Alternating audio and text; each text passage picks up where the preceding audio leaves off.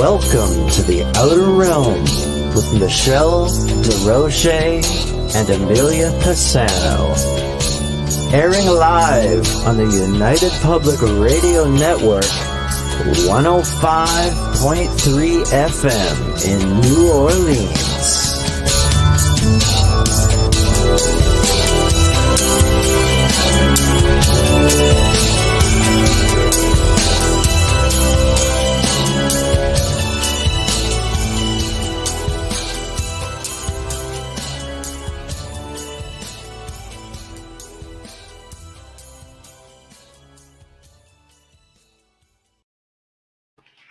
Good evening, everyone. Welcome to the Wednesday night segment of The Outer Realm. We are broadcasting live on the United Public Radio Network 105.3 FM from the beautiful city of New Orleans.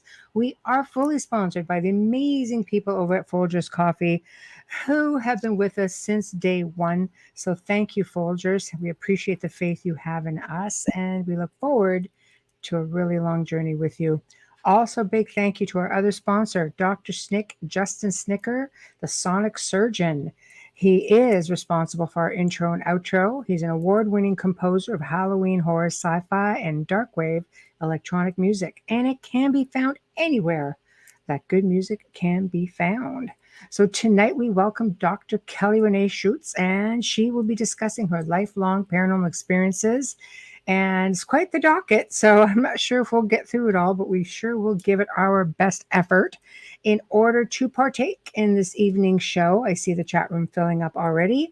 Get on over to, let's see what we've got tonight. We've got 8 locations simultaneously airing live right now. We've got YouTube, which should be the Outer Realm. We've got UFO Radio, United Public Radio, International Public Radio, News on the Flip Side. On Facebook, Canada's Most Haunted, The Outer Realm, of course, Joe Montaldo, UFO Undercover, and again, United Public Radio, UFO Paranormal Network. And we can see you all in there. Yes, Tamara, Ken, Bradley, Paranormal Heart. Hello, Kat, Hello. Janie. Love it, love it. So here we go. I think we're set. I got all the blurb out. So it's a hot bloody day here, I'm just saying. 111 degrees for my Fahrenheit friends, 44 degrees Celsius for the rest of the world. Yes, yeah, the swimming pool pleasant. is a bathtub. Straight. It's not worth it. And I've got frizzy curly hair. I'm just like, I didn't even step outside to bring a package in. Like, I literally didn't even open the door today. We went for a Slurpee, I won't lie. Yeah, Slurpees are nice. I want a Slurpee. I have a thing for their taquitos, and it's like a hot dog van. You eat one of those, like, and the next day you're like this. You're like a balloon, right? No, I know. It's just like, I know. But, getting a little bit of, cool cross breeze coming in, which is great. We were actually under tornado warning. In the south here, and I thought that's just dandy. That's what we need. But so far, it's okay. Hot your way too, right, Bradley? Oh, yeah, God, it's like that everywhere, especially at the border, Canadian and U.S. border, all the way across. It's really hot. Oh, it's horrific. Yeah, this humidity makes my hair look like I've been on the beach all day without the fun. Without the beach, just saying. Yeah, I've got beach waves going right over now here too. So that explains the cat running around. Yeah. Yes. Yeah. Why don't we? It's pretty nasty, and it was 13 degrees this morning. It was freezing. Thanks, Kat. Why don't we just start off with a portion of the bio, because she should be rolling in any time now. She's got the link. We've already tested all of that. Tonight we welcome Dr. Kelly Renee Schutz. Is no stranger to sensing unseen energy. She has experienced unexplained paranormal extraterrestrial phenomena since the age of 9, with her abilities beginning around the age 3 or 4. Known as an experiencer and citizen researcher to date, she has encountered 100 plus paranormal and 3 to 4 perceived extraterrestrial visitations, with what appears to be no end in sight. She holds 5 advanced degrees. She is the author of 11 self-published paranormal books, personal stories of her para-UFO encounters. So please welcome. Do we have her ready? We Dr. do. Schutz That's a in the condensed house. version, guys. That's a condensed Very version. condensed. Yes. All right. Wow, there she is. Hello. Hi, how are you? I'm really good. How are you guys?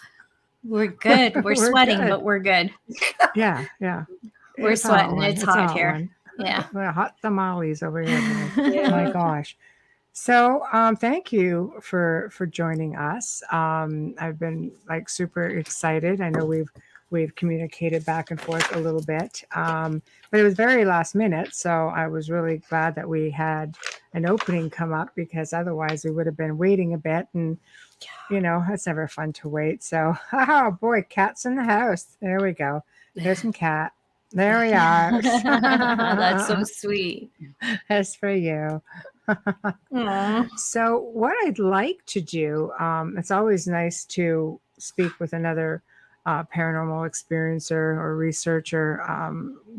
Our show, we have such a wide variety of people from all walks of life, right down to archaeological finds and but my roots are, you know, over 2 decades. I've always been in the paranormal. I find we just don't get to do enough of the paranormal these days. So this is going to be a treat, because it's kind of bringing us back to our own roots a little bit. So why don't I like to start with humble beginnings. I know it's a term you also use, and it's funny because you're right, not a lot of people do use that term. So humble beginnings, where would you like to start? Well, first and foremost, thank you so much for having me on. Our pleasure. Yeah, you know, I was just talking with Michelle a little bit before the show, and I had told her that I have never used humble beginnings.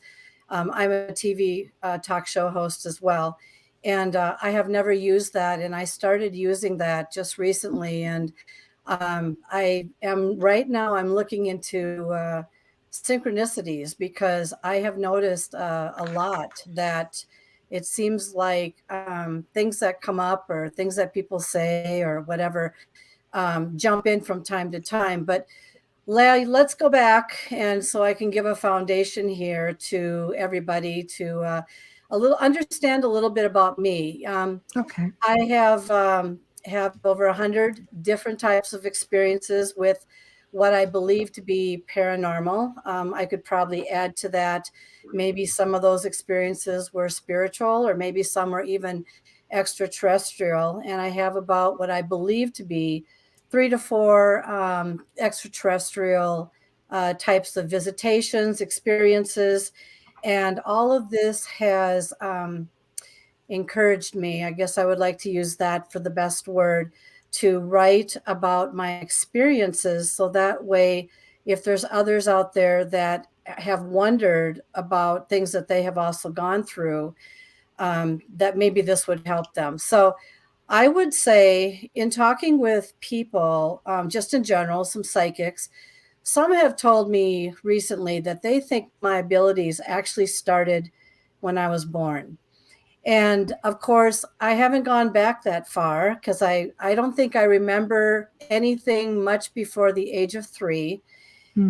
But I do remember age of 3, because there was a traumatic experience that did happen in my family. And I actually believe that trauma is part of what activates me to a level that I cannot explain. So we have a traumatic experience at 3, but then at the age of 4, I started noticing something unusual about my life. For those of you who remember black and white box TV days, yep. Yeah. I remember standing in front of those lovely televisions, but I started noticing on TV that, you know, there'd be airplane crashes. They would, you know, have on the news, or some civil, you know, war type events, and there's an assassination and stuff like Yeah. that. And what really got me was that I had a dream about these types of things probably the night before. And so if you can imagine a 4-year-old just standing in front of a television and going, huh, that's odd. You know, I kind of had a dream like that last night, and just staring at it going, this is very odd. And so There was a point in time between probably the age of 4 and 6, though, that I thought I was actually causing these events to happen because they were just too coincidental. And then I would say as time started to march on a little bit more, I would say about the age of 9, I started having what we would call clairaudient abilities. And I would be staying over at my grandparents' house and on my maternal side. And this is very important when I say maternal and paternal, because there's something dual going on between these two. But, and there would be times that I'd be over there by myself, right? And just feeling very nervous and anxious and just couldn't figure out why I just didn't want to be in that house. Now, keep in mind that they were usually shopping or they might have been on a trip.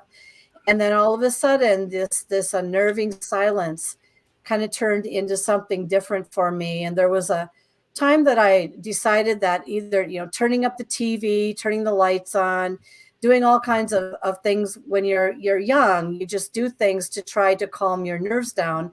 Well, I decided to take a nap. And I woke up and I heard all this chatter in their kitchen. And I thought to myself, well, how did they get home so fast? I didn't hear the door open up. So, you're groggy, you're walking to the kitchen. And at the point that I reached the door, there wasn't anybody in there.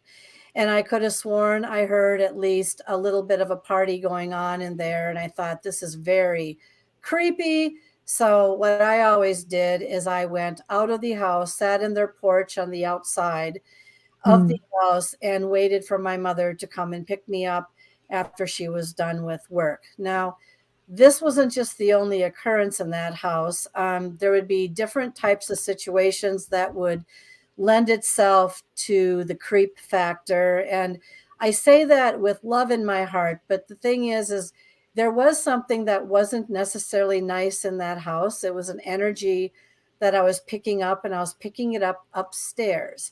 And we all know how we feel about going upstairs where there's a door or a curtain over the top of the stairs, and you have to go through that in order to get to the next It's a mindset thing. Yeah. Yeah. So, of course, keep in mind, kids have big imaginations. And I've literally believed at the time that my imagination was probably just that, just something I was conjuring up in my mind. Well, long story short, on that episode, years later, I would be going back into that house by myself just to take a look around, and I decided to go upstairs. And when I got up there and went into a room, everything seemed fine at first.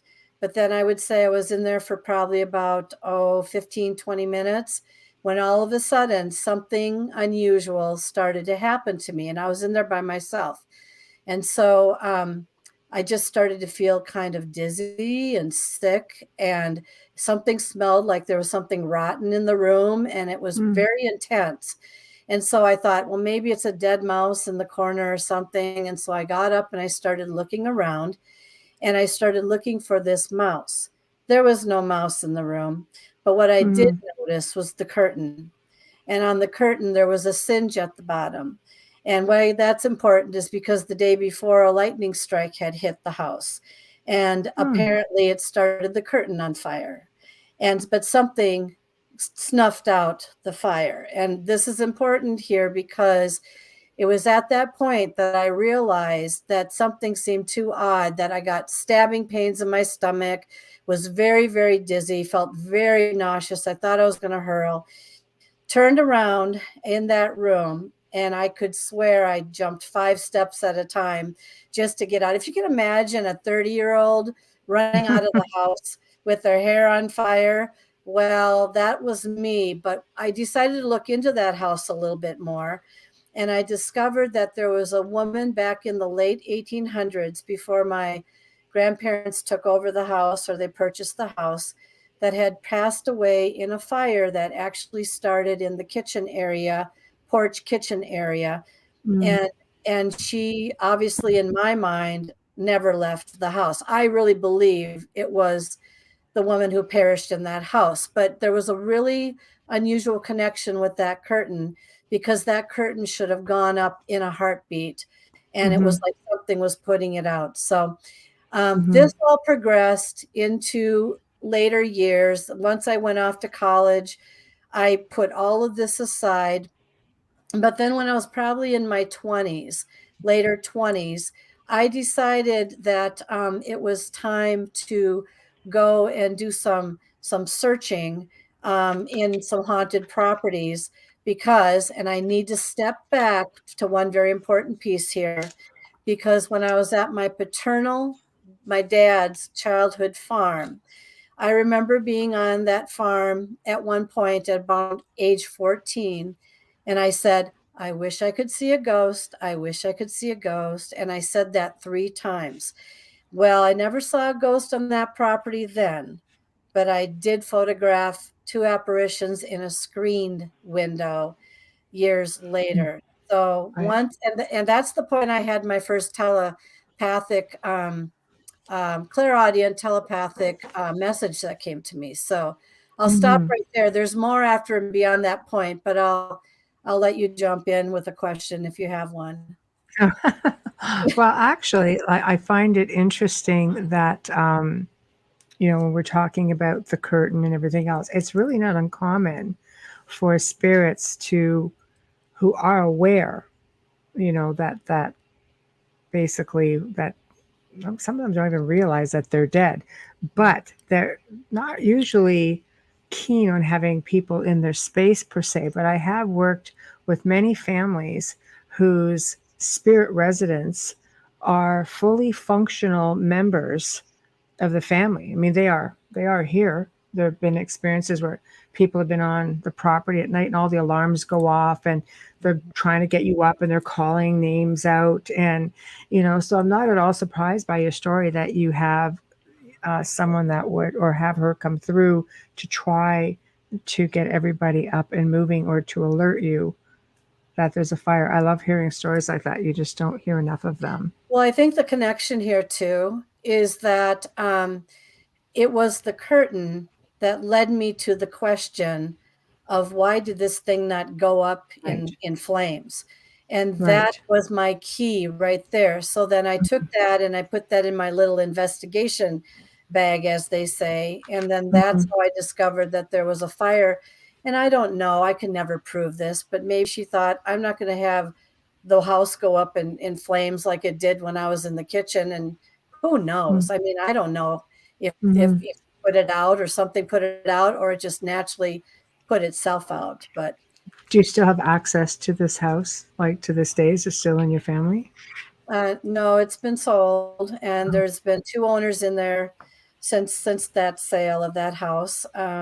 One left quickly, but I think he ran out of money, and my speculation about running out of money to do renovations to the house is sometimes too. I've heard of this, that if there's a resident, I'm going to use the word ghost, apparition on the property, and they don't necessarily like the new owner, they might continue to cause things to continue to break, or break down or whatever. So it gets so spendy after a while that they just basically give up and decide that they've run out of money and they want to leave. But that's just a theory. That's sometimes they just don't like change. You have to explain what you're doing, and if you explain that you're just trying to make it better, that you're not, that you're not trying to upset them, sometimes they will relax. You have to remember, sometimes these spirits don't even know they've passed on. Sometimes they don't see, the obvious, that the place is falling apart. They just see it in their time, and they just see you as being destructive. Especially if they're grounded. Yeah, exactly. They'll just see where they were, and their current life is their current life. Well, the other interesting thing about this house is, if I recall this correctly, and I might be wrong, I think it was one of the oldest homes in the town, and then a tornado came in and ripped the town to shreds, literally. And the house was battered, but the house remained. And the houses around it were all torn down and rebuilt. So something loved that house Love that to the house. point where it's still there to this day, though.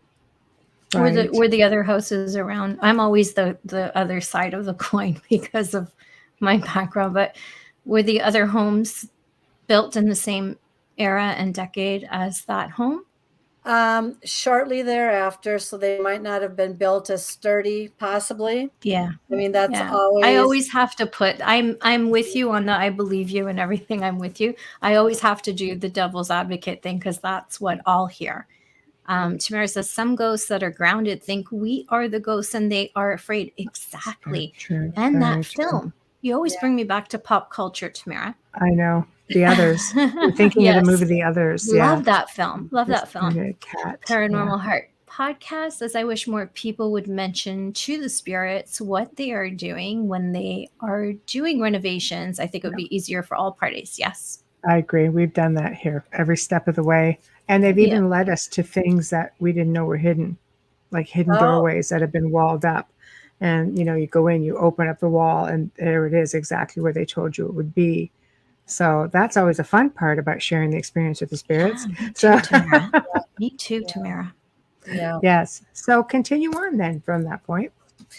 Well, at the point that you start wishing for things when you're a young child or getting into your teens, I don't know. I would have to be relatively cautious about people. One of my mottos on my own shows are "Be careful what you wish for," because even if you don't get your wish right away, who is to know that you're not going to get your wish down the line? And so, Absolutely. yeah, and it did. It came down the line. I would say that in my when I went back onto this property in my 20s, and there was this is my paternal dad's side now. His my great grandfather, by the way, built this house out in the country, premier of its time, beautiful Dutch colonial home, and wonderful. And so anyway, when the tornadic activity came through, and this is about 20, 25 miles away from my maternals, I went to the property just to make sure that it was still standing. And so what was really interesting about this property, though, is that they had some huge trees on it that would always fall away from the house. Again, another house that seemed relatively protected by something that might have been there. Well, I don't know if you guys have ever, or any listeners here or viewers have ever had this situation, but so it's the day after a wild storm, and you can hear this buzzing in the air, this electrostatic sound that it's like being under a wire, a wire. And so I was on the property walking around carefully, and with my camera, which was not a phone camera or anything, it was like just a regular digital camera at the time. I was snapping pictures. And before I went back to a state that I had lived in at the time, I went to have this processed. And I said, this is very strange. I said, how is it that a ball can sit up in that upper window on a basically a non-existent ledge? And I was just sitting there going, I didn't see that at the time that I was, shooting photographs. Long story short, got a laptop, blew up the image, and there was a little girl in the window. And keep in mind, this is a screen, not a glass plate window. This is a screen. And I said, oh my God, that's a little child staring right at me, grimacing. But that wasn't all that was standing in that window. My sister pointed out to me that there was an older man in the window, also looking above her shoulder right at me as I was taking the picture. Clear as a bell, clear as day in my books. And they looked at me like, kind of like, who are you, kind of thing. But yet that's when I had my first telepathic clairaudient situation there. I heard in my mind, okay, I saw this. I went back the next day. I stood on the grass and I said, you showed to me, what do you want me to know? because I know you're there because I can see you in my picture. It's on a negative, it's embedded. I said, who are you? And can you tell me what do you want, kind of thing. And Mm-hmm. so I heard in the back of my head, check the genealogy. Her name is wrong. And I checked the genealogy. Her name is wrong. Well, I put two and two together. The little girl that showed in the window probably showed at about age 6. And she technically passed away in a home about 1.5 miles down the road at the age of 10. The gentleman above Wow. her, yes, I suspect was my great grandfather. I suspect, or was a doctor traveling with her because I did find out through doing my research that he was just absolutely distraught by her death. So it was one of two individuals. So I Mm-hmm. decided to pick my grandfather, even though great grandfather who built the place, even though I'm not 100% sure it couldn't have been the doctor. He showed himself to me at around age maybe 70 ish, and he Right. passed away close to 80 ish.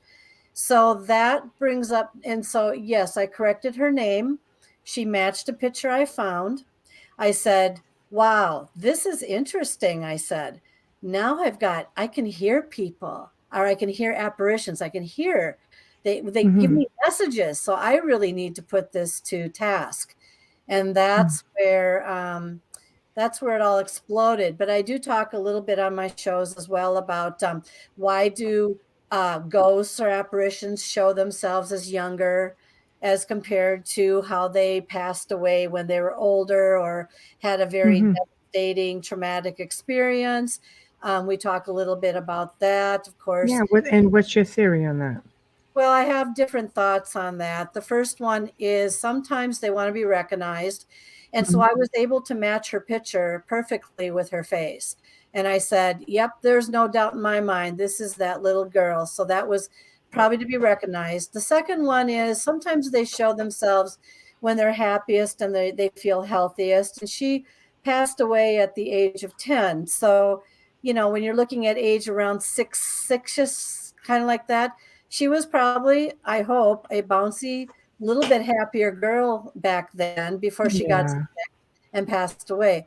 And so I just feel for myself that it was all because of the visibility, trying to be recognized aspect. Now, of course, the other thing that I also questioned down the line and just recently was I sure hope that these were not trickster entities showing up in the window to Mhm. gain my sympathy, to gain my Yeah. let's see, Trust.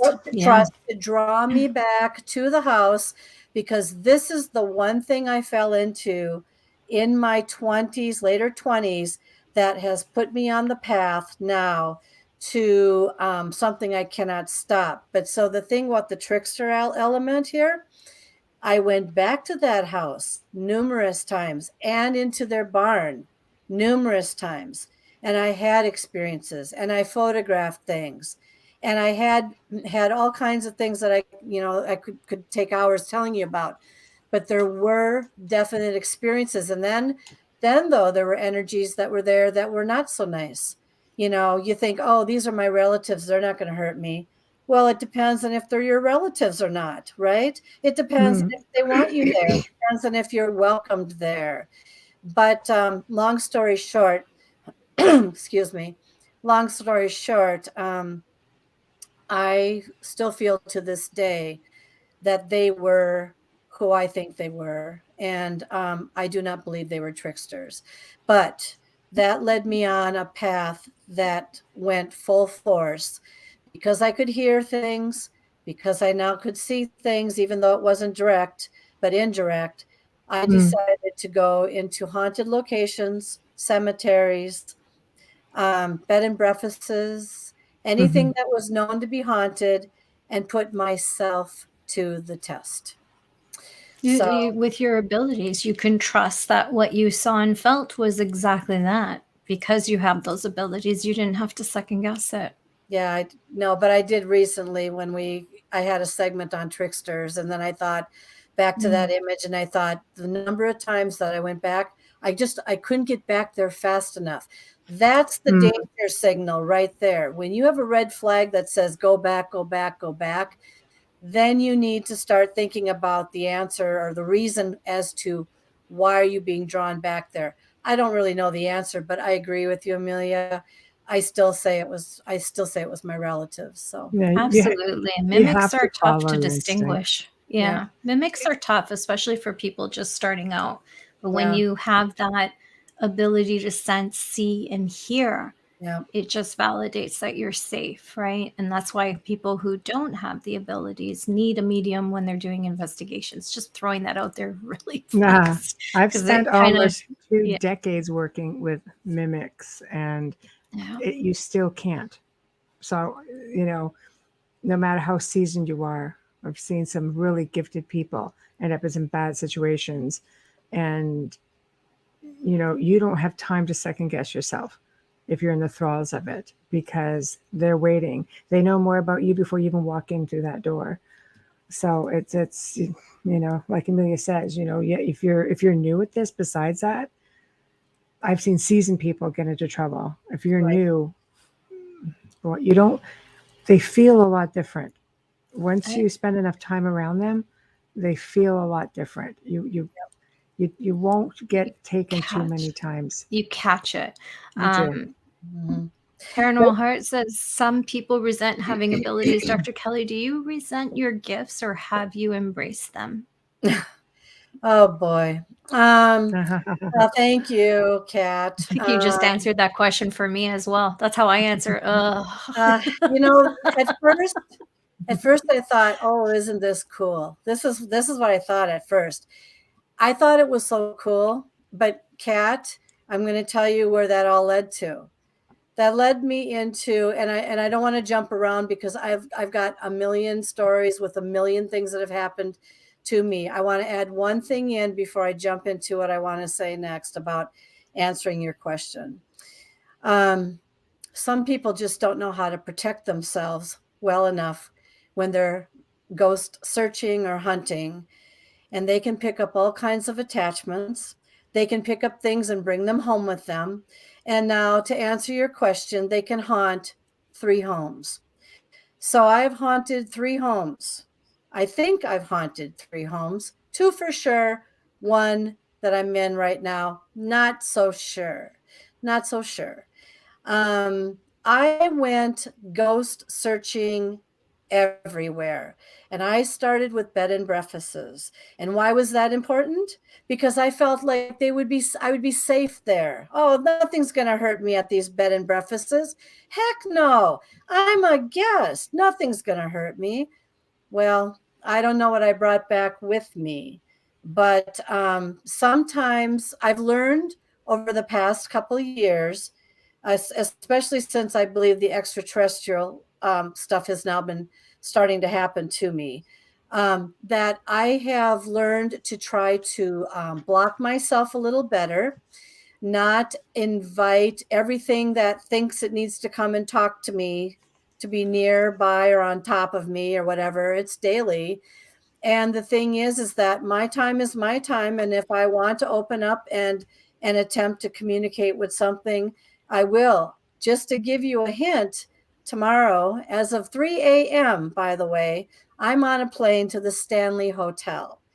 And for those of you who know anything about the Stanley Hotel, it has a lot of interesting ghostly guests, actually not guests, residents in there.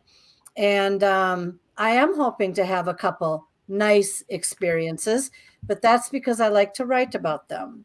But do I want to have bad experiences? I've had them. And anyway, so to answer your question, I know that was a long drawn out thing, but it depends on the day. Sometimes I'm okay with it. And sometimes I'm like, I wish I never would have said, I wish I could see a ghost 3 times on that property. But this happened before then. This was happening even before all of this, at my maternal grandparents' house. So I don't know if I could have stopped it. I don't know. Ladies, what are your thoughts on that? Because Do you think you really can stop something once it's in motion? I can't even imagine not being able to see. I've been able to do it my entire life. The thing is, children are natural born psychics. Yeah. Because they just haven't been corrupted. I say corrupted by life. We as adults have baggage, we're busy. We have a lot of emotional swinging going on. And children have not been subjected to that yet. And it doesn't start changing for them until puberty, really, because of all that change of emotions and everything else. And it happens again for women, especially around menopause. Again, all the emotion. We're emotional creatures, so we tend to get it worse than, not that young lads can't have that, but for women, we tend to get it a little bit harder. But I know you can also shut off when you want. I can switch off. I didn't learn how to do that until quite late in life, Me too. considering, but I did learn how to do it. Took a long time. Yeah, but I can do Still it can't off and on, sometimes. off and on. Yeah. I think we tend to, especially if you have an empathic ability, you tend to That's lower harder. your guard around family and friends Yeah. and forget that they're going to affect you the same way as any stranger would coming into your Mhm. space. But you can shield and ground and shield and ground. But I believe that you also need to know how to manipulate energy as well. Yeah. That's a big one. Absolutely. And that comes with a lot of training. Yeah. You're all right. Knock it off. You're doing good. Just a But, little bit. yeah. She's my favorite teacher. But I do believe a lot has to do with mindset, because you can walk into a haunted location and be completely in control of everything that goes on. But if you hear, for example, let's use this scenario. Oh, I heard there's something really malevolent in this place. I'm staying there. I'm a little bit nervous. It already knows it as soon as you walk in the door. So now you're going to probably potentially have something follow you back. You're going to have something mess with you, most likely. But if you go in with the mindset that you were in control and they're not going to mess with you, you'd be surprised how fast it turns around. I've seen entire families turn around just by being educated and empowered. That simple. Let me jump in for a second here and give you an experience that I will never forget. House number 1. This is when I was at my enthusiasm of running around, going into a lot of bed and breakfasts and having experiences and coming home and thinking, wow, that was a fun experience. And then all of a sudden, things would start happening in my house. Now, most people would say, are you sure that you weren't going through a tumultuous time and you were not creating a tulpa within yourself that kind of peels out of you? Psychokinesis. Yeah. Yep. Not even a And- tulpa, just psychokinesis. Projecting. Yep. And I was going through that, and then I recognized one day that I have a machine that gives me words, and it sounded very Fabulous. intelligent. Yeah, and it gives me very intelligent words, like something like you couldn't just pull out of the air. And I'm thinking to myself, going, "Oh my God, I've got a ghost in my house. Oh, but what a friendly, nice ghost, right?" Well, so much for the friendly, nice ghost. I don't know who I brought into that house or how it got into that house or if it was me, but things were happening in the house. And so I said to my husband one day, "Oh my God, we live with a ghost in our house." And it's a nice ghost because I was just talking to it on this, like the Ovilus type thing. And I said, "Oh no, it's complimenting me on some of these, I was working on my artwork one night and it was complimenting me on my artwork." Okay. And stuff like that. Well, long story short, this thing apparently liked to sleep between us in bed. And I discovered that as time was moving along a little bit. But what was worse about it is I woke up one night being choked and choked. And it wasn't sleep apnea or sleep paralysis or anything like that. It was not that at all. I was literally being choked. And then, you know, that I call it the hag or the Oh, witch. yes. I That's heard right. this scream in my ear, I hate just them. Yep. piercing right into my ear. And I woke up once and I thought, well, thank you for waking me up. Maybe I'm going to be late to work. And I looked at it as being like an alarm clock, quite honestly. But anyway, no, it was the point where I got choked, but it got worse then. It didn't stop there. That happened 3 nights in a row. And this was the nice ghost that I thought was in my house, or maybe something else was in my house. It was the part where I was working in another room on my computer one day.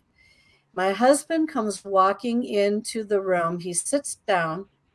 He takes one look at me, and he's not talking like himself. And I looked up from my computer and I looked right at him and I said to myself, we're moving. And I don't know what was in him. I couldn't tell you to this day, but I knew that that was not my husband. And not only that, this thing used to want to lure me to places in the house. For example, Christmas time. You know what it sounds like when a bulb falls off your tree and it kind of breaks on the floor and you're like, bulb just fell on the floor and broke, right? No bulb fell on the floor and broke. It was trying to lure me into the living room for some reason, and I wouldn't buy into its game. And then when we were moving, something that was very valuable and very dear to my heart, I had it perfectly sat literally on the island in the kitchen. There's no way. There's no way it could have fallen off. No way in God's, you know what? No way. I turned my back to bring a box out to the car and I heard crash and it was broke. I turned around, it was broken all over the floor. And I said, well, I hope you feel good about this because I'm still leaving and you're not invited to come and da da da da da. But you see, that is what happens when you think you live with a nice ghost in your house and you're not really sure if it's a nice ghost at all or if it's just wearing you down to the point where it wants to rear its ugly head from time to time. So that's the that's the beginning of the movement, you know, with us. So. And it didn't follow you because they do have that ability to follow. Oh, the next house was haunted too. Let me tell you about that one. This one's even more interesting. But Yeah, did they follow you from this house to the new house? Or I are you don't know. dealing with... I think something completely new. So when we went to the next house, it was only across the road in a upper scale development. And I had no idea about this at the time, but our house was back to back with a what used to be a property back in the Civil War day. Its barn was still existing. And I learned this through the fireplace cleaner. He came in once and I was having him clean our fireplace and I was having some weird things going on. I said, do you know anything about this area? And he says, yeah, it's really haunted over here. And I thought, what? And he goes, yeah, across the road. He goes, that barn? I said, there's a man and his family there once. This was a long time ago, back in that day. He axed the wife to death and he axed his 3 children to death. And so, yes, but the thing is I think and I feel that who was coming, I'm like a beacon, you know, like a lighthouse, like here I am, you know, come and get me. That was starting to explain some of the happenings that were going on in the house. So this second house was even more haunted than the first house. And things were happening like my clock dials were advancing, keys were turned into the door, things were doing this and that and whatever. I mean, I could go on, lots of things that happened in that house. But then I thought, oh my God, I've got the children that were axed to death, you know, over in this house. And you start to question yourself sometimes as to how they got over there, if it was them, what was I dealing with? Did something actually follow me? I don't know. So many stories, so little time. Hi, Wayne. Oh, that's okay. I mean, lots of time for stories, you know. Can't cover them all once, not like can't bring you back. But I'd like to delve a little bit more into attachments because it sounds to me like you've obviously been targeted. And when we talk about things coming in and mimicking and being careful what you wish for example, Stepping in. sometimes you've had the problems all along. There, you know, those are the things that make everything in your life go bad. Or, you know, the crap luck. God, I've been haunted everywhere I've gone. Or, God, it's had the worst luck freaking ever.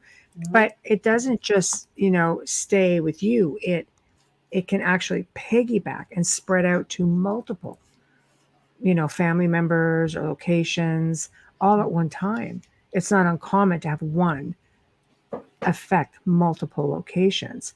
Have you found that any of these things you've encountered have stuck around, causing, you know, being the puppet masters in the background? I would say yes. I had 16 attachments taken off of me about a year and a half to 2 years ago. A couple in San Diego who are skilled at doing this. They were telling me, I had them on my show, and I said, you know, then they identified, they said, do you realize you've got attachments all over you? And I said, well, that wouldn't surprise me considering I've never saged myself, or I've never done this or that after any of these little mini investigations and stuff like that. And I said, how do I get them off of me? And she said, well, I'm going to get them off of you. Now, keep in mind, she's doing this remotely from San Diego. She goes, I'll get them off of you, but I'm not going to tell you what's going to happen and when it's going to happen. And so I, of course, was wondering, gosh, what's going to happen to me? You know, long story short, it was the evening just before their interview. I was lying in bed. I have never done this before. Apparently, I could see and sense myself. I was raising up, literally. I can't even do a sit up, for God's sakes. Okay, so imagine me going like this, right? Levitating. Yeah. Yeah. Yep. Here I am, like this. My mouth opened up really wide, and I was vomiting out of my mouth gobs and gobs and gobs of air. Now, that might make you sick to hear that. Thank God other things didn't come out of my mouth, but I did feel a lot better the next day. And once that stopped, I literally collapsed back on the bed. But that wasn't me raising myself up. Something raised me up, and whatever that was that came out, it came out. So how do I feel about it? I'm always told that I've got attachments on me. I draw these things to me, like I said, like a lighthouse. I feel really actually quite blessed and grateful in my life, and very positive for the most part. And so I feel that a lot of the baggage that I had in the past is not within me anymore. You know, people, if you're at jobs and you've got people that irritate you, and you've got stress, and you've got all kinds of factors, and then you go home and your dog chews up your favorite remote, and, you know, I mean, all kinds of things like that.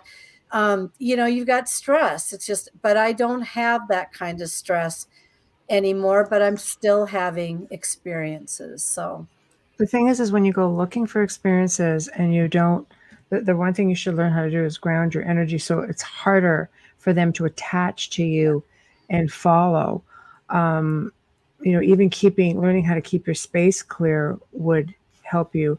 But unfortunately, when you go actively searching, because I know I've spent years helping other fellow researchers, and we go double duty on it. Like, you know, honestly, we probably clear 50 people plus per week all over the world. It's just a huge amount. And a lot are people who go looking, but you have to take the precautions as well in doing so, because some people are beacons. Things do want to come to you. But as soon as you have a malevolent entity look at you as an easy mark, you may as well walk around with a bullseye on your back, because no matter where you go, they're going to be like, oh, okay, here we go, found you. Yeah, and then that's it. Yeah. The cockier you are, the worse it is. Yeah. Well, yeah, but then so are they. So, and sometimes they come in so subtly, you don't even see it coming. And they do. I can't tell you how many times I've worked with people who think they have a little child in the house, and they befriend the child in the house because their MO is that they go after the weakest link, the one that's the easiest to manipulate and take advantage of. And that's what they do, right? You had the crazy case where that happened, the child mimic. You had that very malevolent case nearby. Yeah. With that. True. Yeah. It's true. Well, go back to house number 2, where whatever was coming out of my husband, that wasn't my husband. No, absolutely not. That was a possession. Are you positive it didn't travel with you though? Can you be 100% sure it didn't? It might have traveled with me from some other place that I went to try to do like an investigation kind of thing, or experience haunting like activity. But I can tell you that the nice ghost that I thought was in there all of a sudden turned into a mean ghost. And I'm not even sure if that was a disguise, or if the nice one left and the mean one stayed. So chances are he was always the negative one. Yeah, because the negative entities, stronger entities, have a way of holding good human spirits literally hostage. They just drain the energy from them, and that's what keeps them strong. You know, when you have something malevolent in your space, because they like to do this thing called divide and conquer. Yeah. So they put you at odds with the people in your life because they want to isolate you. They will amp up pre-existing conditions that sometimes cause them, like depression, anxiety, loss of appetite, loss of, your sleep patterns change. Finances. The finances are huge. You're not allowed to have them, basically. Yeah. They just drain that all to hell. So you kind of start seeing a pattern beyond, the physical things like sight and smell and the things that you're hearing. But it's just the stuff that they make go wrong in your life. Yeah. And that's what you just have to, if you go in someplace, you're kind of like, you know what? I don't feel right in here.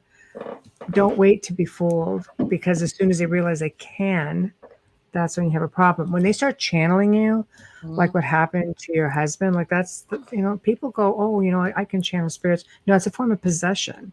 Yeah. You have to be really, really That's an careful. invitation when you do that too. It's an invitation.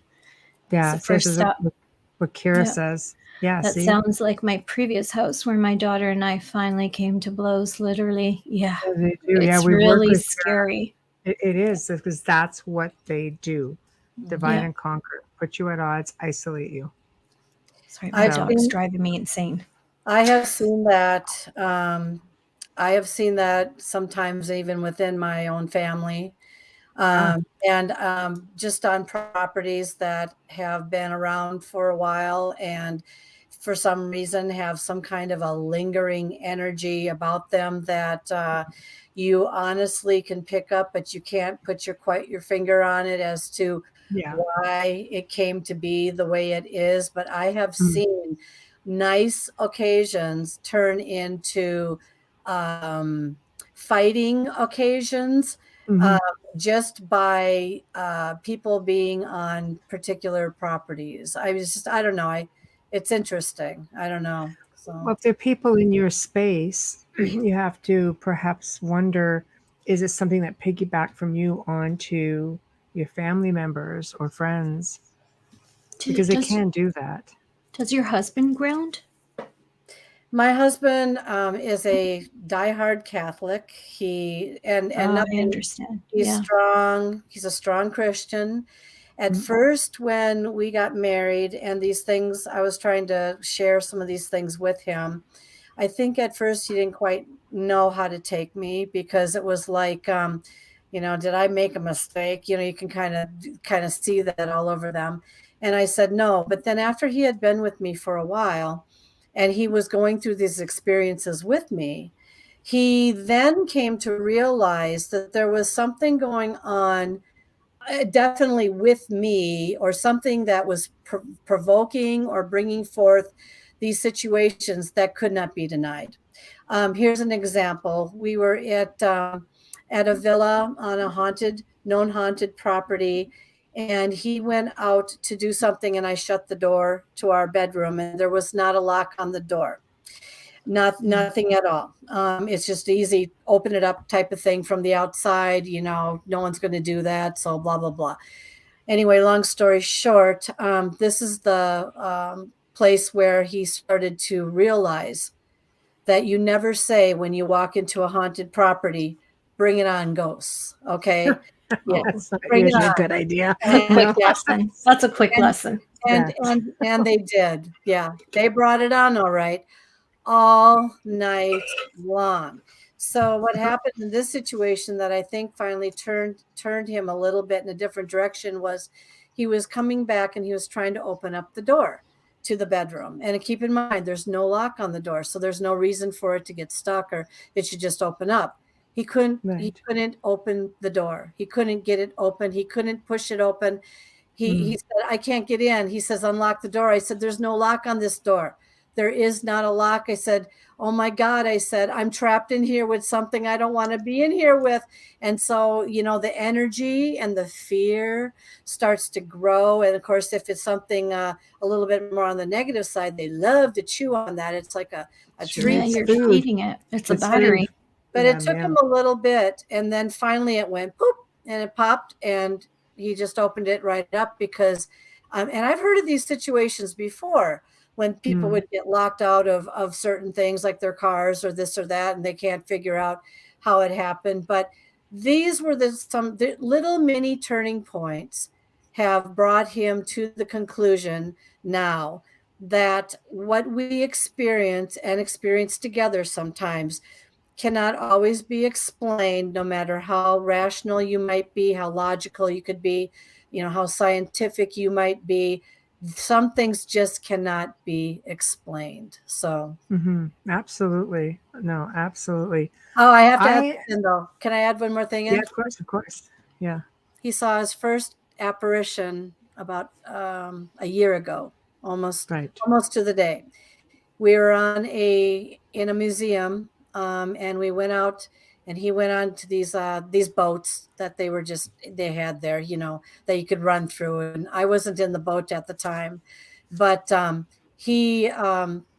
apparition showed to him. It was 2:00 in the afternoon, 94 degrees out. And I was like sweltering. So I just wanted air conditioning somewhere. I didn't want to run around some boat somewhere. Long story short, I remember him popping his head outside of the door of the boat.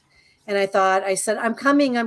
I said, I just don't want to spend too much more time out here. It's too hot. Anyway, when I get into the boat, he mumbles to me, this boat is haunted. And I just completely ignored him because to me, people think hauntings sometimes can happen in the evening time and it has to be dark out and all that. No, they can happen at 2:00 in the afternoon in a 94-degree boat. And some people would say, was he dehydrated? Oh, probably. But you know what? He said he looked at, no one else was in the boat at the time. He looked out of the corner of his eye and he did see like one of those fishing guys from kind of back in the day. He described his shirt. He described his pants. He described his shoes. He described his beard. He didn't see his face. He saw a beard. And then when he focused, it disappeared right before him. So made me a little jealous. But on the other hand, sometimes they do this to one person. Maybe if you're lucky, two people.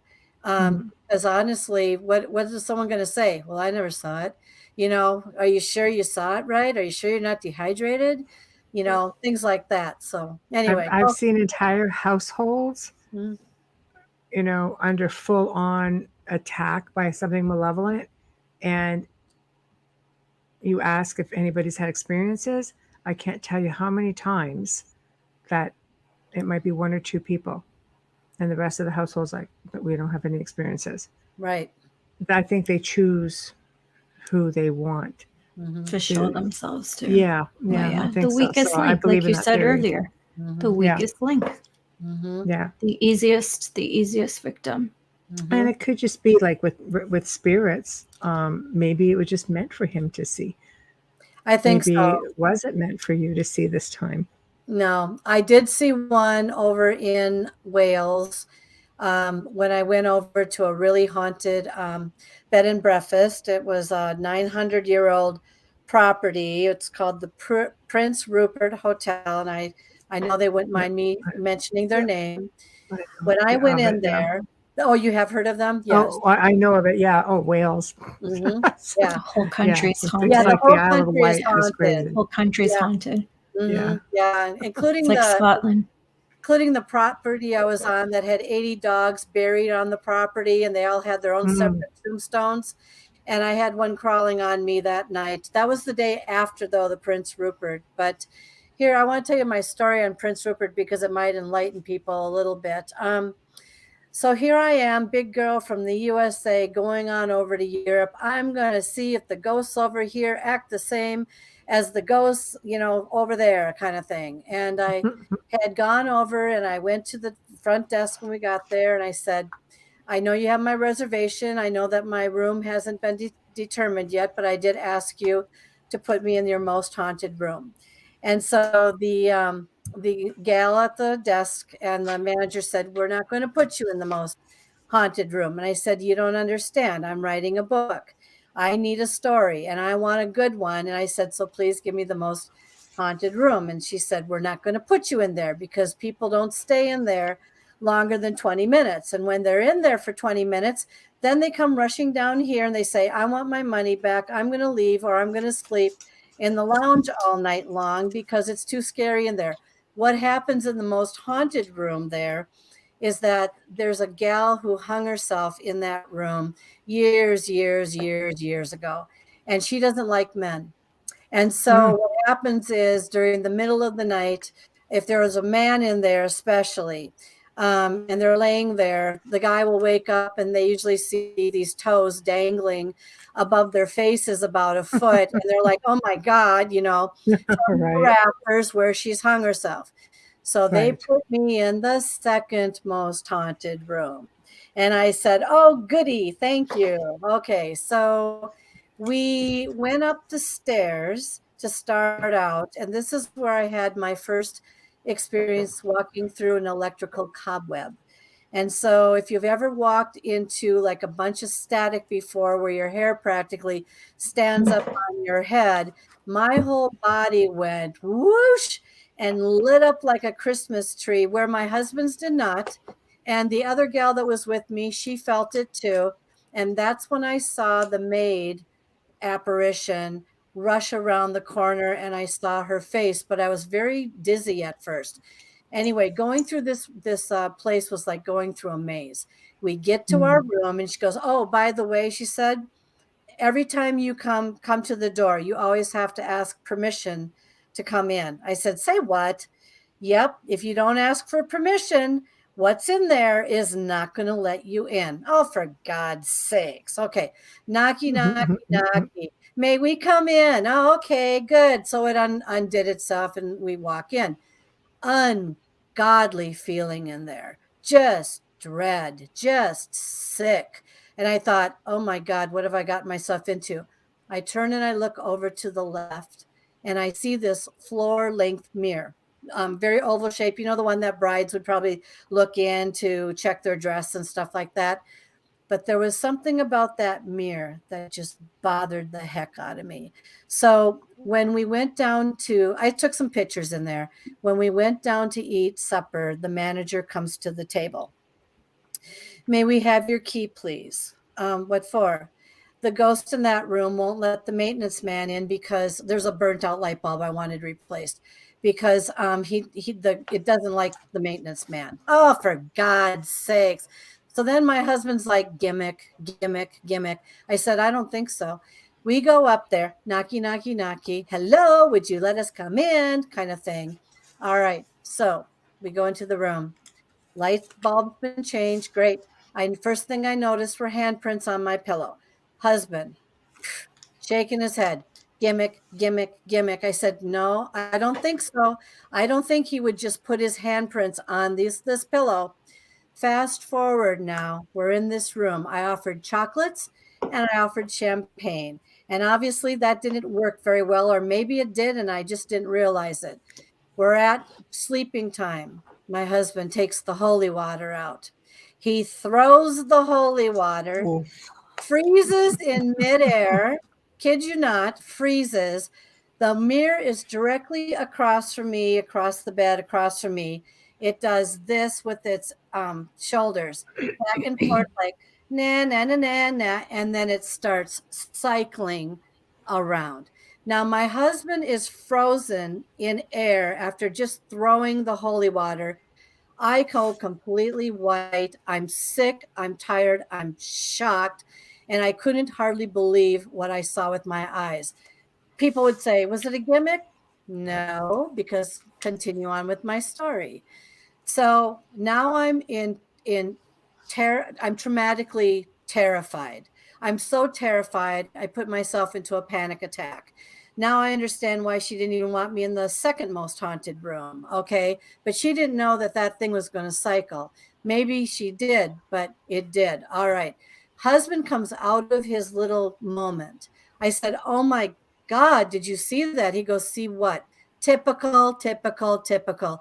He's either sleeping through my events. He's either not, and it was right next to him. I said, look, it's laying there like on its side like this. I said, wasn't like that before. Now was it? And he goes, he just got into bed and he just immediately fell asleep. I was up all night.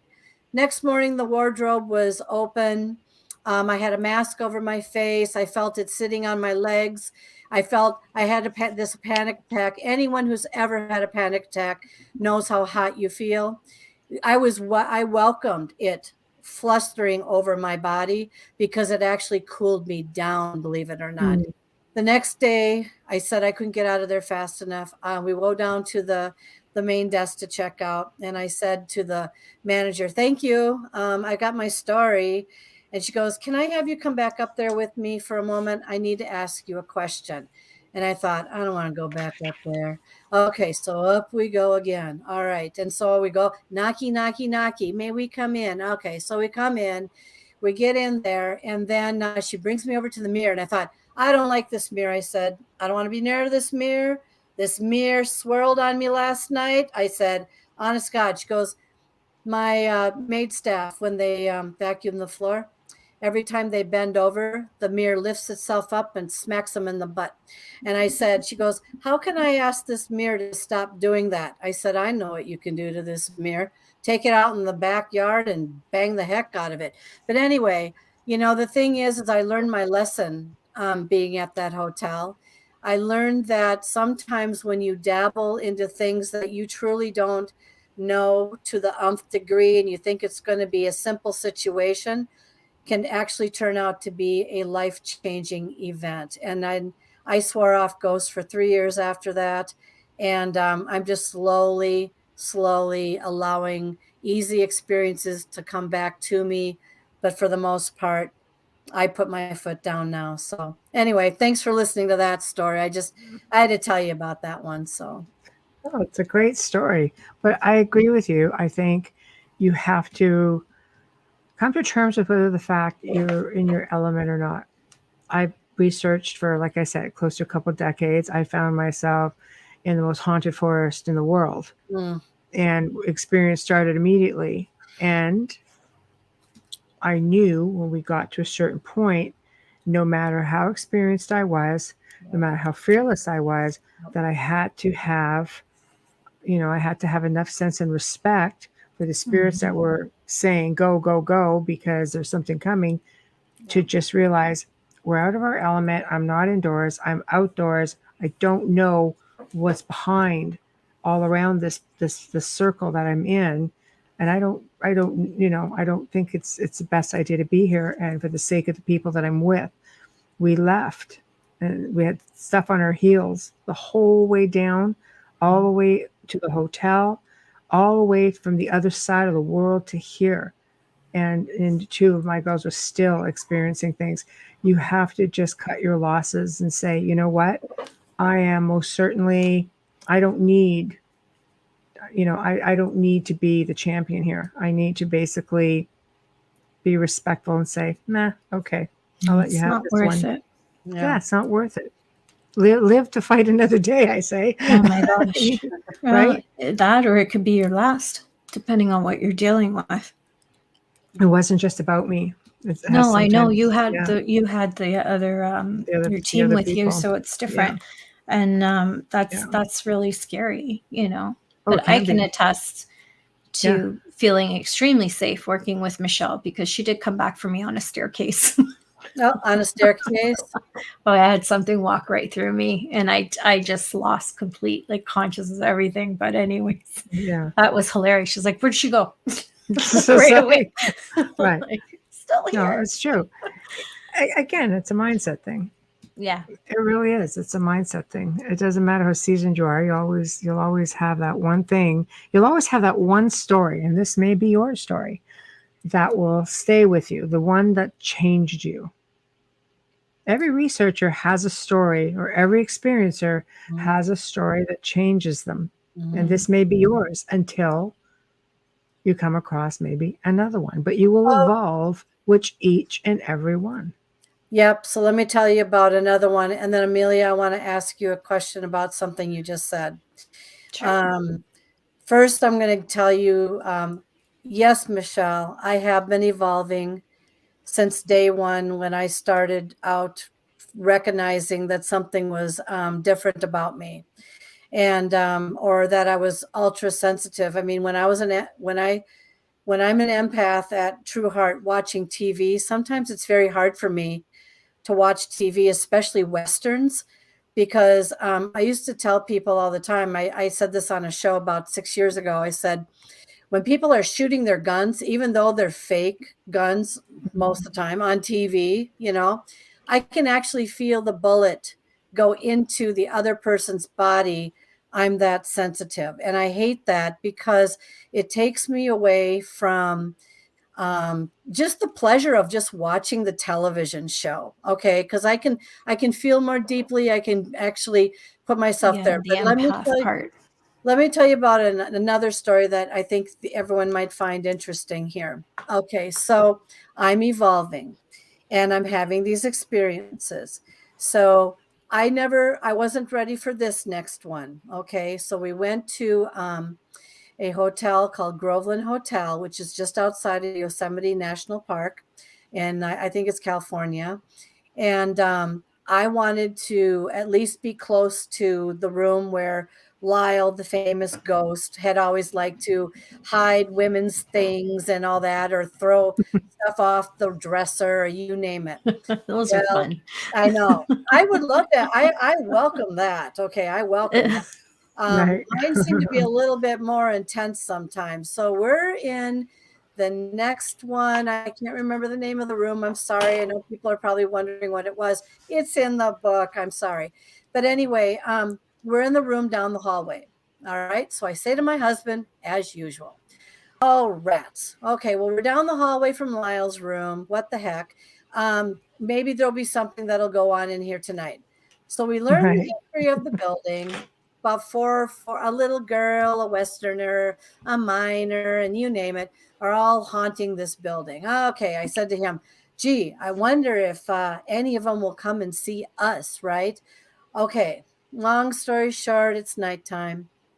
And well, we're in bed, and it's probably about clear as a bell out, full moon, nice, bright, beautiful stars out, you name it. I'm like, wow, what a great night to have a haunting because everything is just right. Okay, we go to bed. He falls asleep, of course. About 2, I think it was 1, 2, or 3 a.m., I wake up to find myself bouncing on the bed. Bouncing on the bed. Okay, so now I'm going, oh my God, what just happened to me? I'm just bouncing on the bed. And so I try to wake up my husband. He won't wake up. Typical. every time I'm having a paranormal experience, he's laying there sleeping sound as a baby. Well, he's not aware that it's happening. And That's But why. they might keep him asleep on purpose. Yeah, that's what they are, yeah, because the he's thing not is, aware. I'm bouncing on the bed, Okay, so now the only thing that I wrote in the journal there, and it's in one of their journals that I said, don't snore, because the miner in this room apparently is hiding under the bed, and it will hide your socks, it'll hide your remotes, it'll hide this, it'll hide that.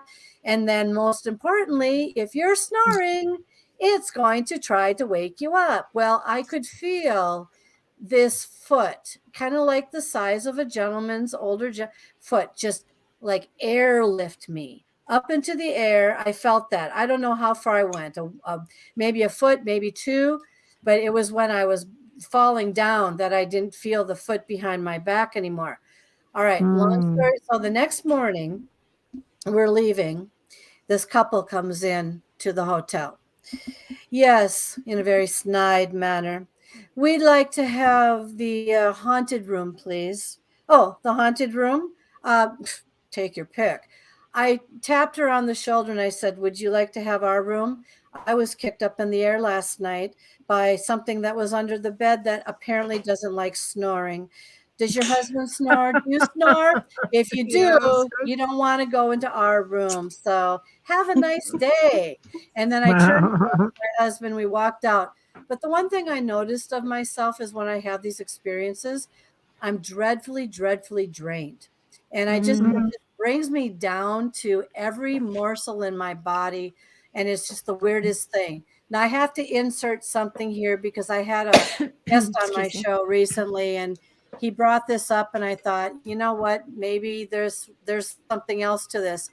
We were talking, I am having what I believe are extraterrestrial visitations and experiences. And he said to me, Kelly, how do you not know that you weren't kicked up from underneath, and how do you not know you weren't dropped from something, like if you're in an extraterrestrial kind of situation, they may try to float you up or levitate you up or something.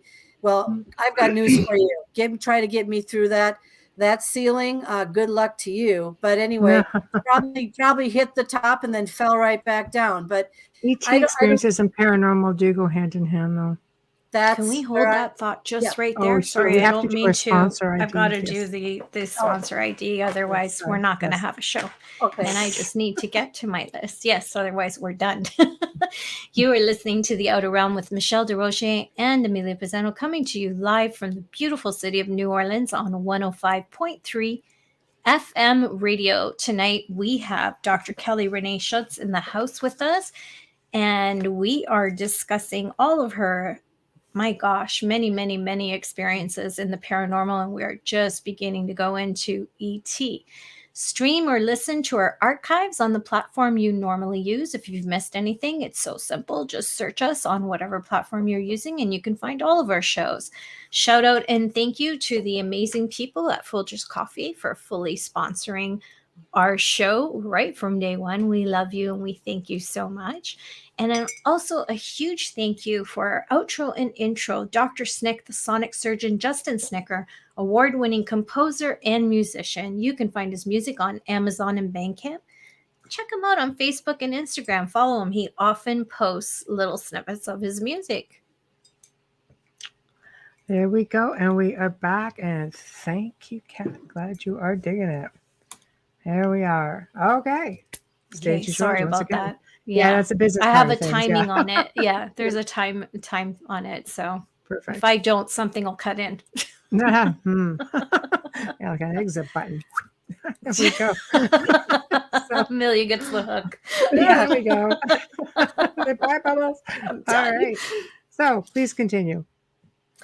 Well, I can't remember. Well, it's just basically wrapping up. I think if I remember this right, I think I remember just talking like I doubt an ET situation could get me through their roof anyway. And then I hit the ceiling and then I fell back down. But that's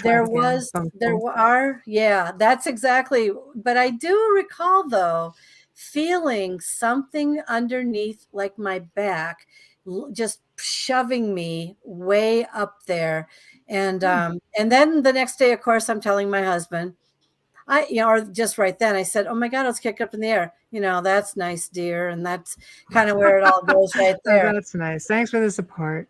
People think that they, if it's not experienced by a second person, that it just doesn't exist. Well, he sleeps through all of these things that I go through. And I've been on a mission for years to try to figure out what is going on with me. I keep having experiences that evolve, change, and shift. And so just about the time I think to myself, got it, I don't need it, I'm done, on to the next project, something else comes in. And lo and behold, my friends with the smart ass comments, just saying. Someone else said you should wear a helmet to bed.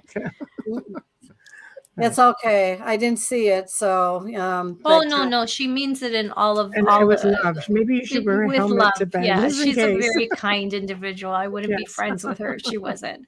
She writes inspirational books. Well, I could use a few, so send some my way. So anyway, well, actually, I do practice being grateful every day, and I find that it keeps me positive, and I try to remain as grounded as I can, just to keep my life a little bit more calmer. So, yeah. Of course. Yeah. Of course. But you were asking before, yes, my life is evolving. And every time I turn around and I think that I've got the answer to something or whatever, let me tell you what happened in house number 3, because house number 3 does lead into the extraterrestrial.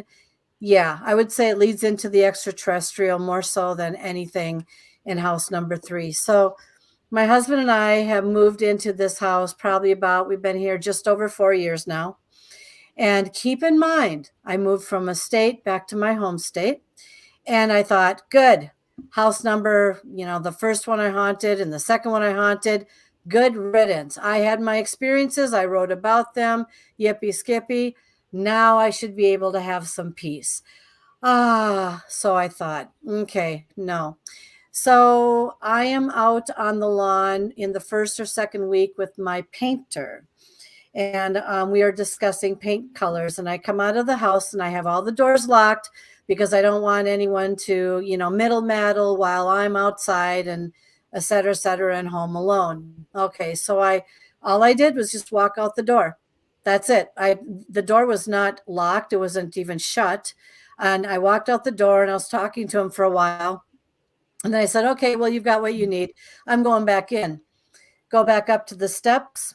The door is locked. And I said, I don't understand how this could happen because there's no way. It wasn't the little button lock or anything. It was the deadbolt lock. And if anybody knows anything about a deadbolt lock, especially the way ours is configured, if the deadbolt lock is completely out and it would hit the frame, in this case, it would not go in and then lock like that. It would hit the frame. And so I had to call my husband because the door in the garage was also locked, of course. And he brought a client home with him, 45 minutes in the car, to come and rescue me, to get me back into the house. And as soon as he got home and we figured out it was the deadbolt, not the pop lock type thing at the bottom, I said, this is impossible. I said, I didn't walk out. The door wasn't even closed. I only came out here for a few minutes. And you tell me how that got locked. Okay. Anyway, this is the first time I ever sat down on my stairs after being away from those other 2 situations. I need to insert something here.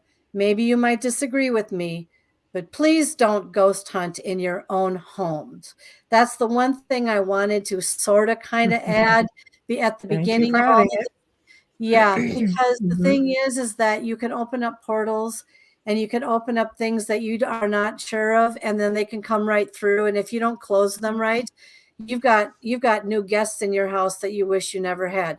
But this was the first time I said, I had enough. That's what I said. I had enough. I sat on the steps of my the stairway, and I took out my K2 and I took out my device and I said, I am talking right to you. Who are you? And then I just pulled up my big girl pants and away I went. So it did tell me a name. There was a gentleman by that name who passed away next door, but Wyatt decided to lock me out. But that was just the beginning. Now the fun really began. I had 2 weeks of intense poltergeist activity in this house. Just after that, whatever it was refused to leave.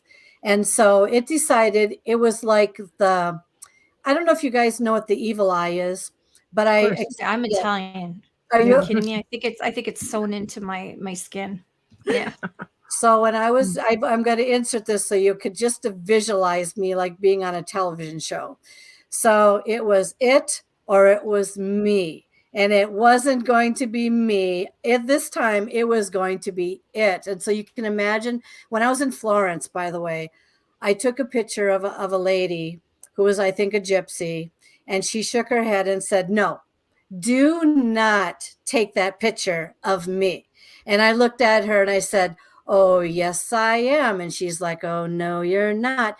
And you could just see us like in a Western walking towards each other. And then I lift up my camera and I shoot the picture. And of course, people say that's going to give you 7 years of bad luck. And they asked me, did you have bad luck? And I think I did. But you know what?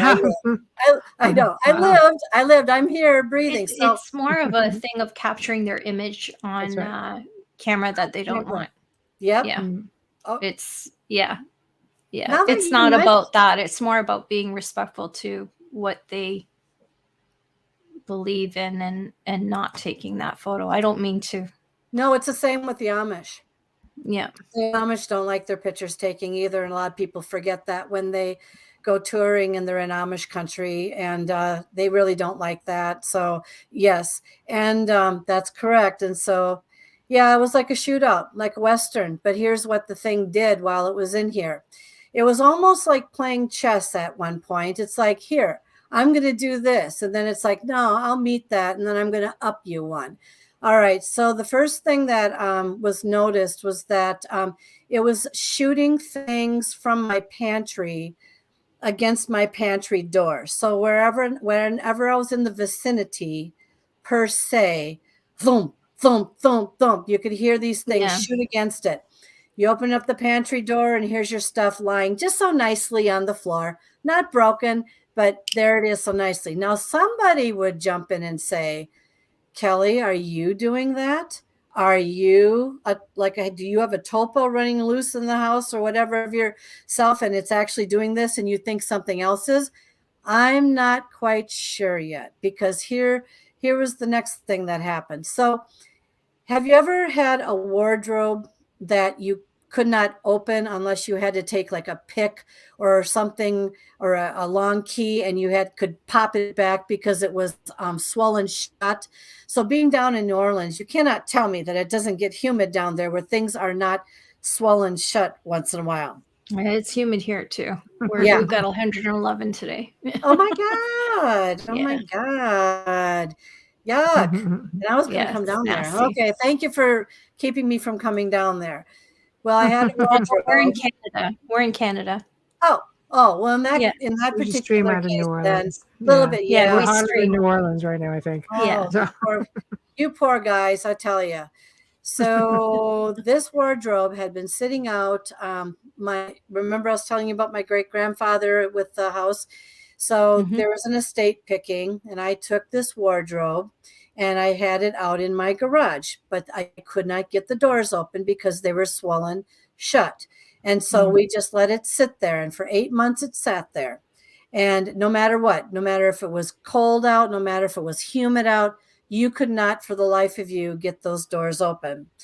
During the same poltergeist week or whatever I was going through in this house, we were going out for dinner. So, down the stairs, you go in the garage and you go around. I didn't see it happen very quickly, but I walked around by where the wardrobe was and I got into the car and I looked over to the left and the wardrobe door, it had flown wide open on its own to being like to the back. And I looked at it, I said, oh my God. And I pointed to my husband. I said, the wardrobe, the door, they were swollen shut. How on earth did the door get open? And so this thing, what it was doing, tripping me down the stairs, freaking me out with opening things that couldn't open, flying things against the wall. Yeah, twice it tripped me down the stairs, and I said, this thing's trying to kill me. And I firmly believe it was, by the way. I really do. But I'm telling you, I've had so many experiences in this house. But then after about 2 weeks, I don't know what happened. It just all of a sudden just either went calm or decided to just take a hike. But Did you it was, relax? what's that? Were you relaxed with everything? Did your that- demeanor change at- with everything? At that point, it did, except this one night. And this is where it leads into the ET stuff now. So, Okay. so I'm in my office as I am right now. And I work. I'm a workaholic. For those of you who never stop working, I'm one of you. I'm one of them. And casual, calm, doing my thing, writing, whatever. All of a sudden the front door, 1:00 a.m., front door opens and closes. I could hear this down the hallway. Husband, who was in the dead of sleep at the time. Yep, dead of sleep. As always. This time he wakes up. He comes coming down the hallway. He comes to my door. He goes, did you hear that? I said, yeah, what were you looking at outside at 1:00 a.m.? Because I thought he fell asleep downstairs, you know. He goes, I was in bed. He says, I said, I don't think we have an intruder in this house. That door is locked. Long story short, I don't know what's in this house, but there's something in this house. The door did open. It did close. It was a very calm opening and closing. It wasn't like, like scary or anything, but we went through the entire house looking for nothing. Everything was locked. There was nothing in here per se, but that's what brought me to a night vision camera. Amelia, did you have a question? Because I can just barely see you out of my eye here. Oh, no, Kat put a question in for me. Oh, did Kat put one in for you? Yeah, if I have a question, you'll see me do this. I should let all the guests know that I do that, just so we don't cut each other off, because not everybody's watching us. Most people are listening. Yeah, Kat, I don't live far from Michelle. She's just asking me, where am I? Oh, where are you? Oh, yeah. Okay. Yeah. And so long story short, I got an infrared camera and I put them up in the house in various places to see if I could capture anything on camera. Well, I'm not even going to mention the O word because I know people will freak out hearing stuff about orbs, but I am going to tell you a couple things that I delved into, found out, and realized. So, yes, there's a lot of orb activity that goes on in this house. No, it is not dust. It is not moisture. It is not bugs. It's not. They propel themselves across the room. They come inside of me. They leave my body. They go in my husband. They leave his body. They shoot themselves from a wall during certain times. They take their little, and then I watch them go around here, there, and everywhere. Now, I did some research on this. Whether you want to, her name is Marlena Marcan. She's from Australia. I have her book.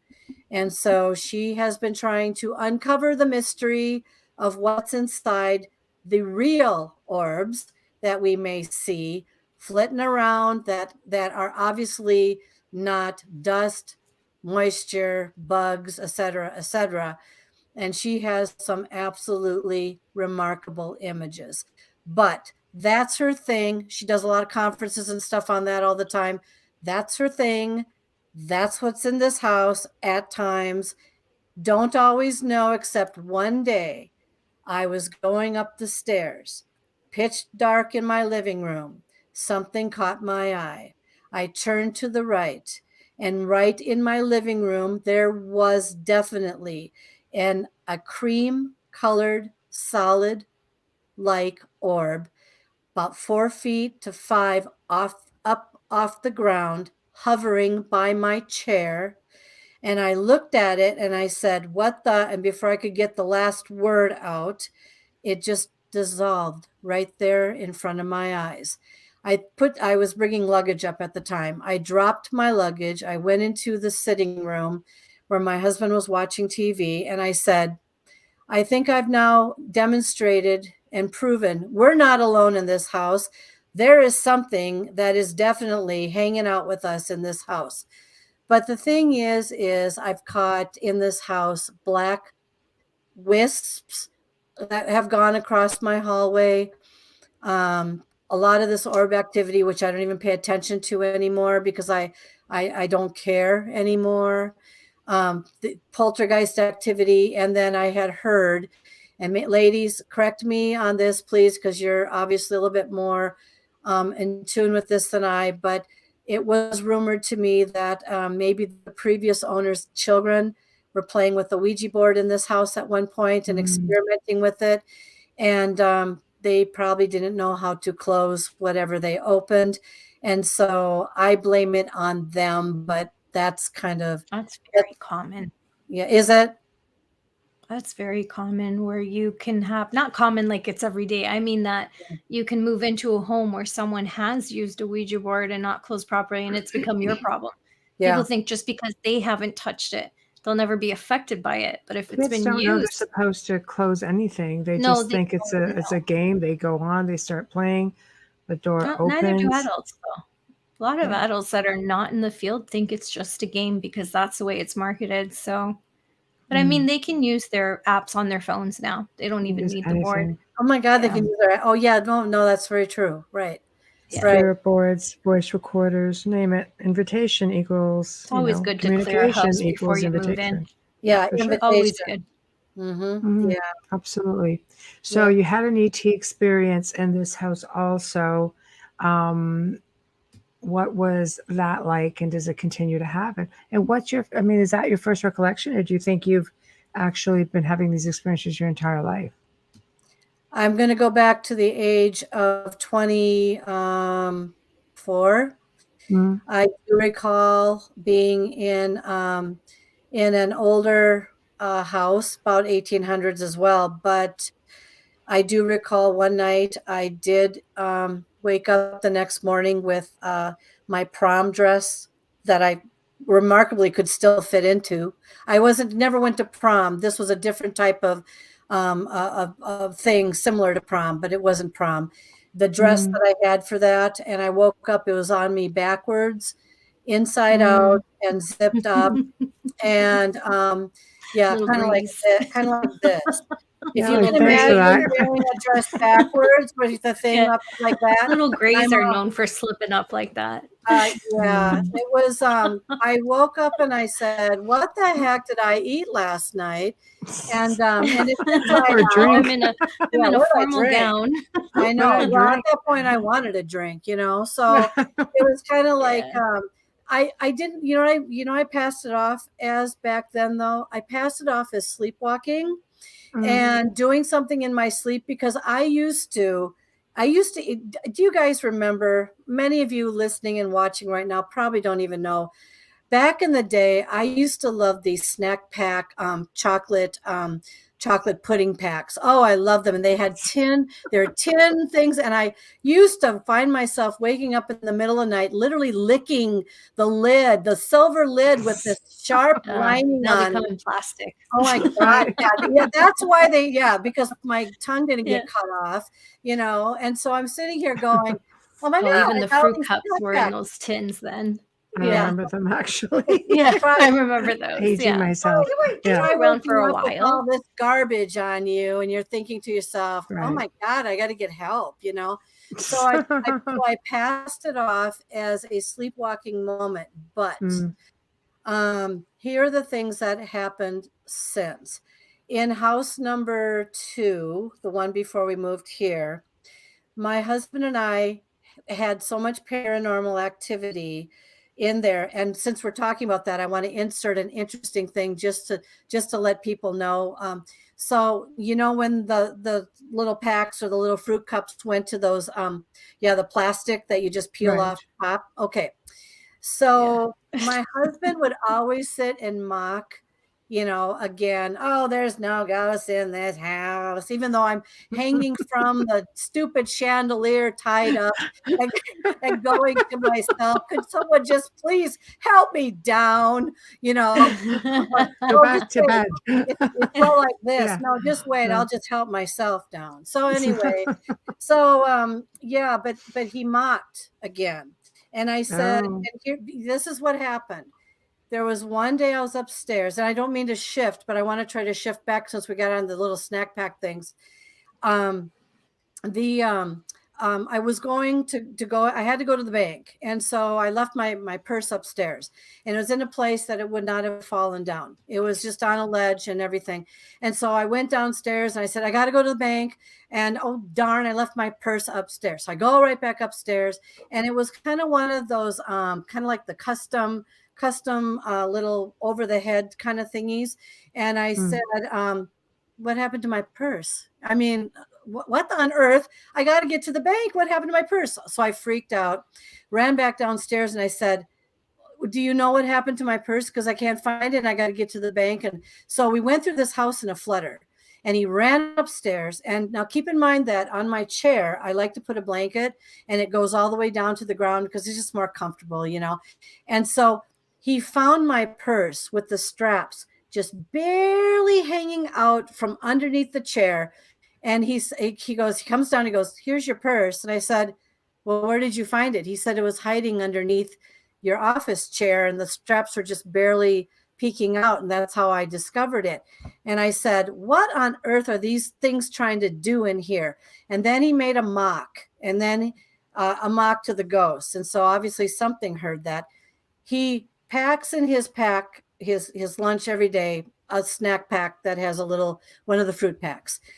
And so he went to work, and I kid you not, this is as God is my witness. He goes to work, he reaches into his lunch bag. It's wet, and there's fruit all at the bottom of his. I shouldn't be laughing, but God it's such is my payback. witness. I'm not kidding. What the little angels did was somebody got mad from him mocking them after the incident, and they sliced out, and they did. It was not sliced. Believe me, it was not sliced. It wasn't even tampered with. Sliced a thing right into it and dumped it all out into his lunch bag. Well, and so I'm not a friendly. Yeah, well, That's not a friendly. I'm telling you, that was another funny farmhouse that I had to live through, but I can't remember. Oh, so the ET experiences now. Now, I just had to add that in there. We've got a few minutes left. That's it. Yeah. Okay. We're finally. crunching down. All right, here we go. So first time I think I had an ET experience was in Las Vegas, in my room. It was on the 60th floor of a very well-to-do hotel. I go to Las Vegas to write my books. Okay, I'm there by myself, so I always have experiences anyway. I look out the window and I make a comment. Gee, I wonder if I'm going to see a UFO here tonight. Duh, what a stupid comment. All right. Next thing you know it, I've got activity going on in my room. All right.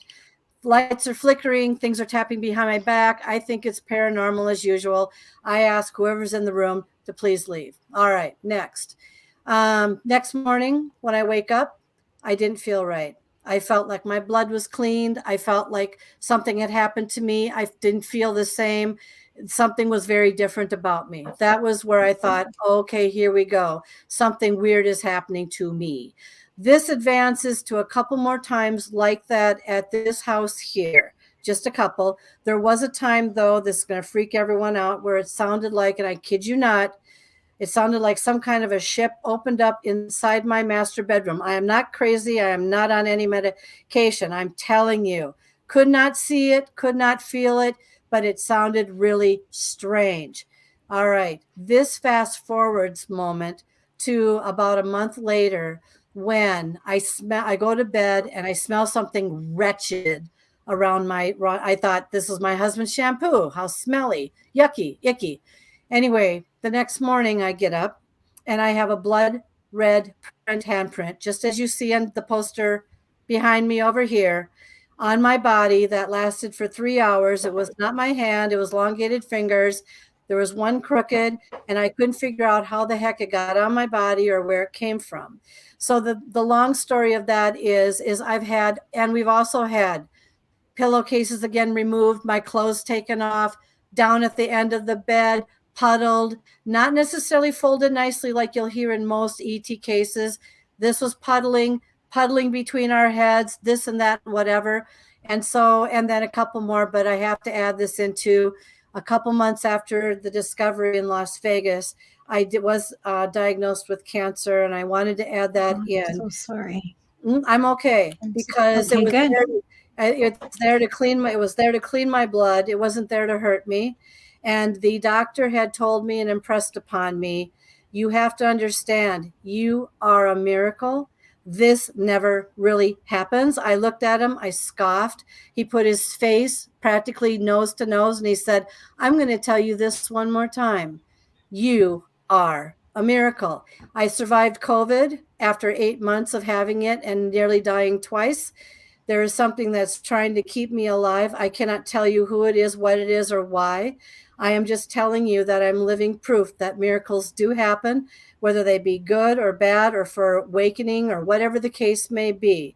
I do not know if that was ET. I do not know if that was my grandmother. I do not know if that was spiritual. I don't know. So the final question I want to leave everybody with tonight is this. What is it? Is it spiritual? Is it extraterrestrial? Is it paranormal? Is it something multidimensional? Because I had the dream with the mantis being in it, and you can tell me all I want that it was some mushroom that I ate the night before, but it was, yeah, I know. Believe me. Creminis don't do that. No. Cremini and portobello mushrooms don't do that kind of Well, thing. then I'm going to start eating those, because I'll tell you, my dreams, holy crap, right? So anyway. Just keep a journal. Do you keep a journal of your dreams? Those are my books. Those are my 12 books. Oh, good. Excellent. Excellent. Everything goes hand in hand. I truly believe that. But we have 5 minutes, and I still have to sign off. So promote yourself. How do people get your books? How do they find you? What do you have coming up? Okay. I do have a TV talk show. I'm on Paraflix called Disembodied Voices. If you would like to be a guest on my show, please reach out to me at krschutz1@yahoo.com.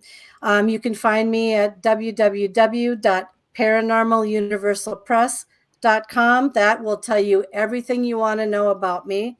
And I am on Facebook. You can messenger me if you'd like to under Dr. Kelly Schutz or Paranormal Encounters podcast series. And I'm also heard on Parax Radio Network, as well as 15 to 20 different big platforms that are heard worldwide. So my books can be found on Amazon, but I'd like to put in a plug for my most favorite, Manifestations, Message Received, and Haunted Life. Because if you read those 3 books, especially, everything you ever wanted to know what was going on inside of me is in those books. The other ones are just, it's like journaling kind of things, my stories. Right. And so that's, and I thank you guys. Thank you, Gal, for having me. Thank you so much. Thank you for being here. Yeah. Oh, thank you for sharing. Absolutely.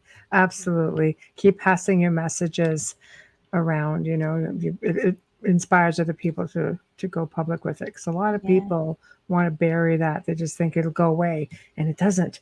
So, but I will email you. I will be in touch. And thank you very much for joining us tonight. I bet your husband's a believer now. He's probably sleeping.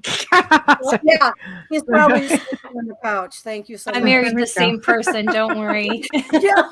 There we go. Take care of yourself. Thanks again. Good night. Thank you. Good night, Thank you. Oh, that was awesome. So, gosh, it's hard to believe the 2 hours flew by. I was like, what? 2 hours already? Yes, just about. So, thank you to Dr. Kelly Renee Schutz for being here tonight. Big thank you to Folgers Coffee. Huge thank you to Dr. Justin Snicker, our sponsors. Remember, whichever platform you are watching on tonight, please go and subscribe, like us up. Also know there's a whole pile of really awesome shows on our network. Go and check them out. Okay, just go and check them out. Check out the website, unitedpublicradio.com. Go check it out. and see who is when, and just support them. We really appreciate it. So if you want to contact us, I say it all the time, outerrealmcontact@gmail.com, please and thank you. Social media is just too chaotic. So please, the outerrealmcontact@gmail.com. I'm going to be a harpy on the Folgers commercials. Also, get them in there. Promote yourselves, but you have to mention Folgers. You're basically promoting yourself with a cup of Folgers. That's the way it's got to be. And you never know. Your commercial may just show up on the show several times. We randomly do play them, and they sit in archive, and it keeps us happy, keeps our sponsor happy, knowing they're well loved, and it promotes yourself at the same time. Tomorrow night, we welcome back Jim Giard, and he's just a whole boatload of fun. I love this guy. He's going to be discussing the Matrix, 5D reality, ancient Sumerian texts. I just can't wait. It's always a mystery. It's always He's really so much awesome. fun. I know, he's just fabulous. So until then, everybody, good night. Thank you for tuning in. We'll see you tomorrow.